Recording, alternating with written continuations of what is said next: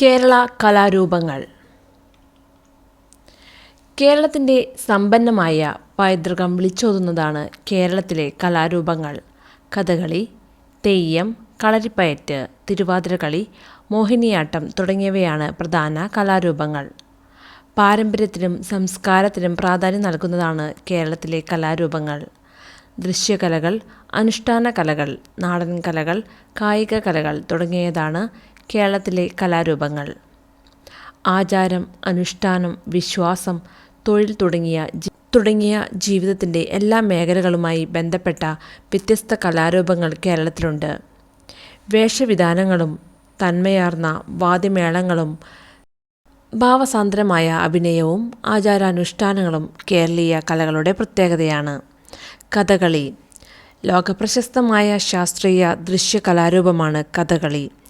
അഭിനയം, നൃത്തം, സംഗീതം, സാഹിത്യം, വാദ്യം, വേഷവിധാനം എന്നിവയുടെ അപൂർവമായ സമന്വയമാണ് ഈ കലാരൂപം.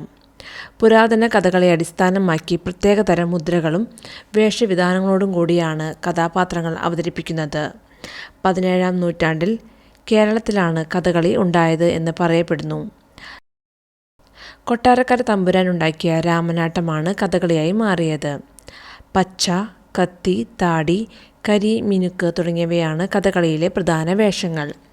ചുവന്ന താടി, വെളുത്ത താടി, കറുത്ത താടി എന്നിങ്ങനെ 3 തരം താടികളും കഥകളിയിലുണ്ട്. ഓരോന്നിനും അതിൻ്റേതായ പ്രത്യേകതകളുമുണ്ട്.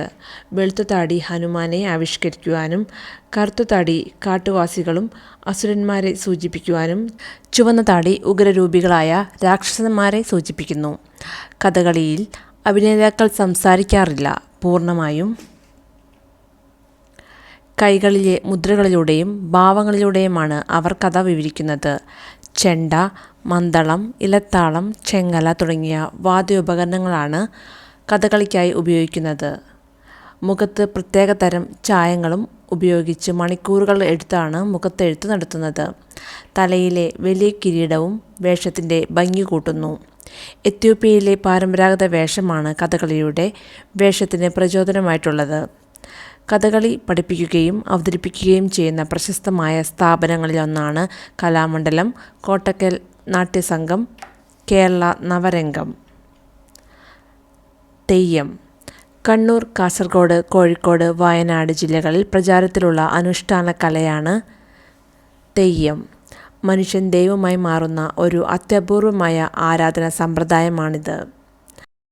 വർണ്ണാഭവും ഭീകരവുമായ മുടികൾ, പ്രകൃതിദത്തമായ ചായങ്ങൾ, കുരുത്തോല വസ്ത്രങ്ങൾ എന്നിവയാണ് തെയ്യത്തിൻ്റെ പ്രത്യേകത. തെയ്യം കൊട്ടിയാടുന്നതിനു മുമ്പായി തോറ്റം പാട്ട് പാടുന്നു. ഇതിൽ ആ ദൈവത്തിൻ്റെ ചരിത്രവും മഹാത്മ്യവും വിവരിക്കുന്നു. ചെണ്ട, വീക്ക്, ഇലത്താളം, കുഴൽ തുടങ്ങിയ പാരമ്പര്യ വാദ്യമേളങ്ങളുടെ താളത്തിലാണ് തെയ്യം അവതരിപ്പിക്കുന്നത്. തുലാമാസം 10 മുതൽ ഇടവം പകുതി വരെയാണ് തെയ്യം അവതരിപ്പിക്കുന്നത്. കാവുകളിലും തറവാട് മുറ്റങ്ങളിലുമാണ് തെയ്യം കെട്ടിയാടുന്നത്. വൈവിധ്യമാർന്ന മുഖത്തെഴുത്തും ഉടയാടകളുമാണ് തെയ്യത്തിൻ്റെ ഏറ്റവും വലിയ സവിശേഷത. കളരിപ്പയറ്റ് പ്രാചീന കാലം മുതൽ കേരളത്തിൽ പ്രചാരത്തിലുള്ള കലയാണ് കളരിപ്പയറ്റ്. വടക്കൻ മലബാറിൽ പ്രചാരത്തിലുള്ള ശൈലി കഠാര, വാൾ തുടങ്ങിയ ആയുധങ്ങളുടെ ഉപയോഗത്തിനും വേഗതയേറിയ ചൂടുകൾക്കും പ്രാധാന്യം നൽകുന്നു. വടക്കൻ കളരിപ്പയറ്റ് വാൾ, പരിച, കഠാര, കുന്തം, ഉറുമി തുടങ്ങിയ മൂർച്ചയേറിയ ആയുധങ്ങൾ ഉപയോഗിച്ചുള്ള അഭ്യാസങ്ങൾക്ക് പ്രാധാന്യം നൽകുന്നു. തെക്കൻ കളരിപ്പയറ്റ് ആയുധങ്ങളെക്കാൾ കൂടുതൽ കൈ, മെയ് വഴക്കത്തിനാണ് പ്രാധാന്യം നൽകുന്നത്. മധ്യ കേരളത്തിൽ വടക്ക് തെക്ക് ശൈലികളുടെ സമന്വയമാണ്. ശരീര വഴക്കത്തിനും ചുവടുവെപ്പുകൾക്കും പ്രാധാന്യം നൽകുന്നു. ലോകപ്രശസ്തമായ ആയോധന കലയായ കളരിപ്പയറ്റ് ശരീര സൗന്ദര്യം വർദ്ധിപ്പിക്കുകയും ഏകാഗ്രത, ആത്മരക്ഷ എന്നിവയും നൽകുന്നു. കളരിപ്പയറ്റ് ഏഷ്യൻ ആയോധന കലകളുടെ മാതൃക രൂപമായി കരുതപ്പെടുന്നു. കോൽത്താരി, അങ്കത്താരി, വെറും കൈപ്രയോഗം, മെയ്ത്താരി തുടങ്ങിയവയാണ് പ്രധാന കളരിപ്പയറ്റ് പരിശീലനങ്ങൾ. ഇതിൽ വെറും കൈ പ്രയോഗത്തിനും മെയ്ത്താരിക്കും ആയുധങ്ങൾ ഇല്ലാതെയാണ് പരിശീലനം. ആക്രമണത്തേക്കാൾ പ്രതിരോധത്തിന് ഊന്നൽ നൽകുന്ന തത്വശാസ്ത്ര പിൻബലമാണ് കളരിപ്പയറ്റിൻ്റേത്. പടയണി. മധ്യ തിരുവിതാംകൂറിൽ പ്രചാരത്തിലുള്ള ഒരു അനുഷ്ഠാന കലാരൂപമാണ് പടയണി. ഭദ്രകാളി ക്ഷേത്രങ്ങളിലാണ് പടയണി പൊതുവെ കണ്ടുവരുന്നത്. ദാരികനെ വധിച്ചിട്ടും കോപം തീരാതെ കാളിയെ ശാന്തയാക്കാൻ ശ്രീ പരമേശ്വരനും ദേവന്മാരും കോലം കെട്ടി തുള്ളിയതിൻ്റെ സ്മരണയ്ക്കായാണ് പടയണി നടത്തുന്നത്. പച്ചക്കവുങ്ങിൻ്റെ പാളയിലാണ് പടയണിയുടെ കോലങ്ങൾ ഉണ്ടാക്കുന്നത്.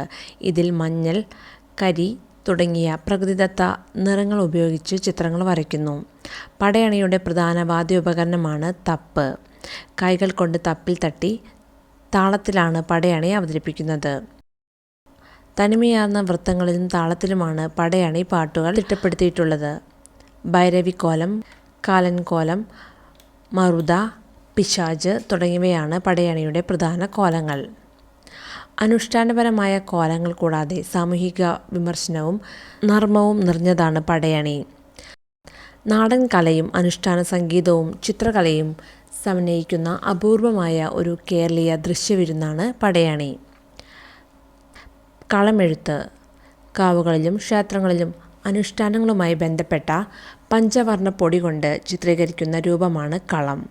ഭദ്രകാളി, വേട്ടയ്ക്കൊരു മകൻ, സർപ്പങ്ങൾ, ശാസ്താവ് എന്നീ ദൈവങ്ങളുടെ ചിത്രങ്ങൾ തറയിൽ വരച്ചൊരുക്കുന്ന രീതിയാണ് കളമെഴുത്ത്.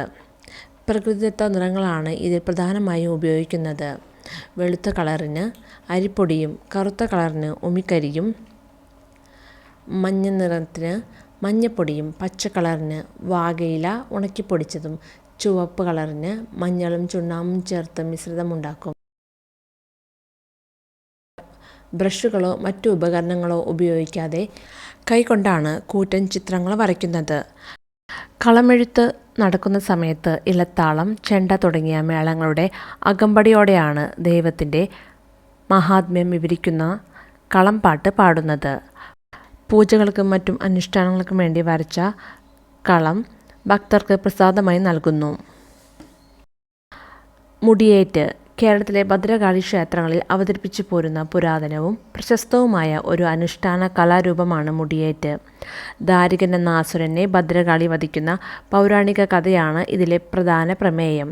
2019 യുനെസ്കോയുടെ പട്ടികയിൽ ഇടം പിടിച്ച കലാരൂപമാണ് മുടിയേറ്റ്. പ്രധാനമായും എറണാകുളം, കോട്ടയം, തൃശ്ശൂർ, ഇടുക്കി ജില്ലകളിലെ ഭദ്രകാളി ക്ഷേത്രങ്ങളിൽ രാത്രികാലങ്ങളിലാണ് മുടിയേറ്റ് നടത്തുന്നത്. ഭദ്രകാളി, ശിവൻ, നാരദൻ, കാളിദാസൻ, ദാരികൻ തുടങ്ങിയവയാണ് പ്രധാന കഥാപാത്രങ്ങൾ. കാളിയുടെ മുഖവും ജടാഭാരവും ചേർന്ന വലിയ കിരീടം ഭദ്രകാളി വേഷധാരി തലയിലണിയുന്നതിനാലാണ് ഇതിന് മുടിയേറ്റ് എന്ന് പേര് വന്നത്. അലങ്കരിച്ച പന്തലിൽ വർണ്ണപ്പൊടികൾ കൊണ്ട് ദാരികാവധം കഴിഞ്ഞ് നിൽക്കുന്ന കാളിയുടെ കളം വരയ്ക്കുന്നു. കളം പൂജ, കളംപാട്ട്, കന്യകമാരുടെ താലപ്പൊലി എന്നിവയ്ക്ക് ശേഷം കളം മായ്ക്കുന്നു. കത്തിച്ചുവെച്ച നിലവിളക്കിൻ്റെ മുന്നിലാണ് മുടിയേറ്റിൻ്റെ ആട്ടവും അഭിനയവും. സൂര്യ അസ്തമയത്തിനു ശേഷം തുടങ്ങി സൂര്യ ഉദയത്തിനു മുമ്പ് അവസാനിപ്പിക്കുന്ന കലാരൂപമാണ് മുടിയേറ്റ്. ദാരികൻ്റെ പുറപ്പാട്, കാളിയും ദാരികനുമായുള്ള പോർവിളി, കാളിദാരിക യുദ്ധം, ദാരികാവധം തുടങ്ങിയവയാണ് പ്രധാന രംഗങ്ങൾ. മാർഗംകളി. കേരളത്തിലെ കത്തോലിക്ക ക്രൈസ്തവരുടെ പരമ്പരാഗതമായ ഒരു വിനോദ സംഘരൂപമാണ് മാർഗംകളി.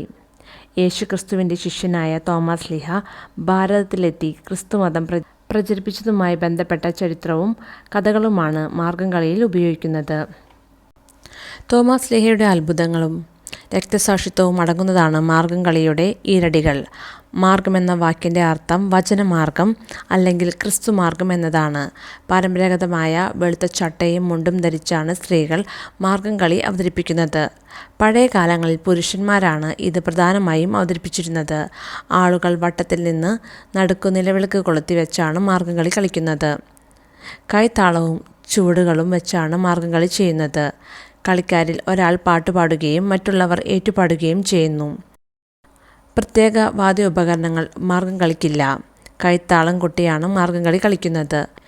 വിവാഹങ്ങൾ, പള്ളിപ്പെരുന്നാളുകൾ എന്നിങ്ങനെയുള്ള ആഘോഷങ്ങളിലാണ് പ്രധാനമായും അവതരിപ്പിക്കുന്നത്. കാക്കരശ്ശി നാടകം തിരുവനന്തപുരം ജില്ലയിലും സമീപ പ്രദേശങ്ങളിലും കണ്ടുവരുന്ന വിനോദ ഗ്രാമീണ നാടകമാണ് കാക്കരശ്ശി നാടകം. കാക്കാല നാടകം എന്നിങ്ങനെ പേരിലും അറിയപ്പെടുന്നു. നർമ്മവും സാമൂഹിക വിമർശനത്തിനും പ്രാധാന്യം നൽകുന്ന കലാരൂപമാണ് കാക്കരശ്ശി നാടകം. പരമശിവനും പാർവതിയും കാക്കാൻ, കാക്കാത്തി എന്നീ വേഷങ്ങളിൽ ഭൂമിയിലേക്ക് ഇറങ്ങി വരുന്നതാണ് കാക്കരശ്ശി നാടകത്തിൻ്റെ അടിസ്ഥാന ഐതിഹ്യം എന്ന് പറയുന്നത്.